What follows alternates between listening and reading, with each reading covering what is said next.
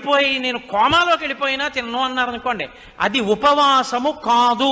మీరు బాగా గుర్తుపెట్టుకోండి, అది శరీరమును శోషింపచేయుట. అలాగని నేను ఉండలేనండి అని ఎప్పుడూ తినకూడదు. ఎప్పుడో అప్పుడు ఉపవాసం ఉండాలి. 3 గంటలు ఉండగలవా? ఉండు. 4 గంటలు ఉండగలవా? ఉండు. అరగంట ఉంటానండి అని చెప్పి ఇడ్లీ 8ంటికి తినేది 8:30కి తినకూడదు. ఏదో ఒక రోజున నువ్వు ఉండగలిగిన వ్యవధి చూసుకుని ఉపవాసం చెయ్యాలి. ఆ ఉపవాసంలో ఏం చెయ్యాలి అంటే, మీరు రోజల్లా ఉపవాసం ఉన్నారనుకోండి, రోజల్లా ఉపవాసం అంటే అర్థం ఏమిటో తెలుసా అండి? మీరు ధ్యానమునందు ఉండాలి. మార్చి మార్చి ఉపవాసం చేయాలి. మేము ఒకసారి సత్యనారాయణ వ్రతం అసలు శాస్త్రంలో ఎలా చెయ్యాలో అలా చేశాం. కాపవరంలో చేశాం కదా శర్మ గారు. పగలల్లా ఉపవాసం ఉండమంటుంది. స్కాందపురాణే రేవాఖండే అంటాం.